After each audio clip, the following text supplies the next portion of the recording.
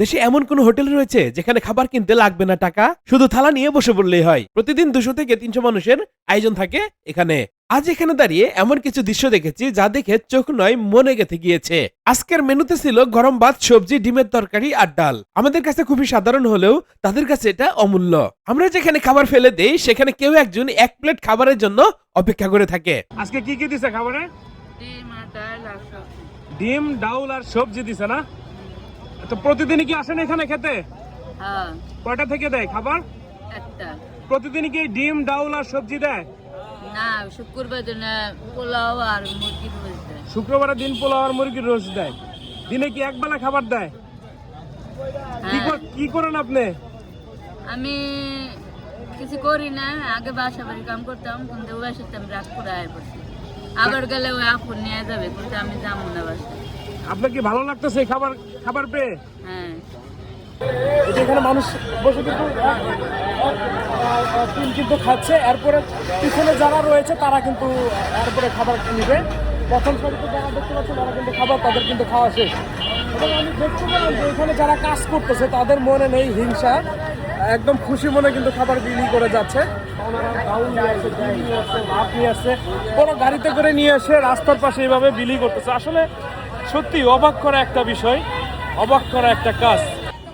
শুরুতে প্লেট দেওয়া হয়েছে এবং পানি দিয়ে সবাইকে হাত ধোয়ানো হচ্ছে। দেখতে পাচ্ছেন এক ভাই কিন্তু পানি দিচ্ছে প্রতি প্লেটেই, এবং প্রত্যেকটা প্লেটে লেখা রয়েছে ভালো কাজের হোটেল। দেখতে পাচ্ছেন সবাই হাসি মুখে কিন্তু বসে রয়েছে এবং খাবার খাওয়ার জন্য প্রস্তুতি নিচ্ছে। আর অপরদিকে কিন্তু খাবার প্রস্তুত হচ্ছে তাদের জন্য। বড় ডেকে করে কিন্তু খাবার নিয়ে আসা হয়েছে এবং ভাইটি কিন্তু দেখতে পাচ্ছেন সুন্দর করে খাবার পরিবেশন করতেছে। যে যতটুকু চায় তাকে ততটুকুই দেওয়া হচ্ছে। কেউ যদি কম খেতে চায় কম, কেউ যদি বেশি নিতে চায় তাকে বেশি দেওয়া হচ্ছে। আপনারা পরিমাণটা দেখলে কিন্তু বুঝতে পারবেন যে আসলে কিভাবে দেওয়া হচ্ছে এটা।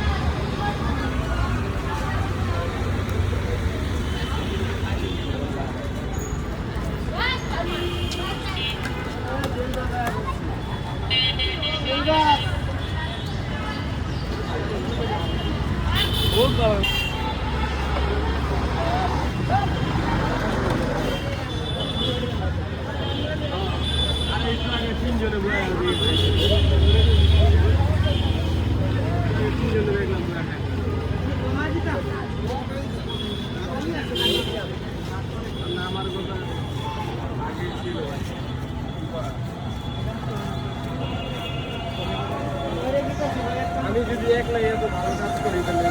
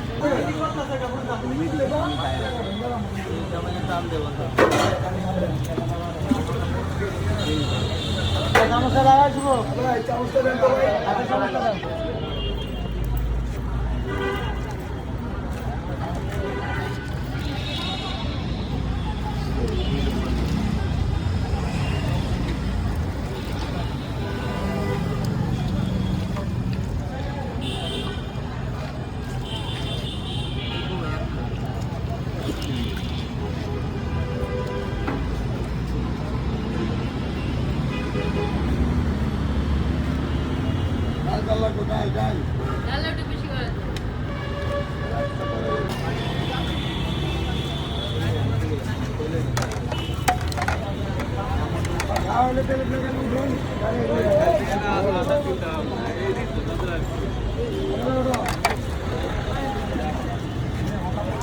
সিরিয়াল ধরো।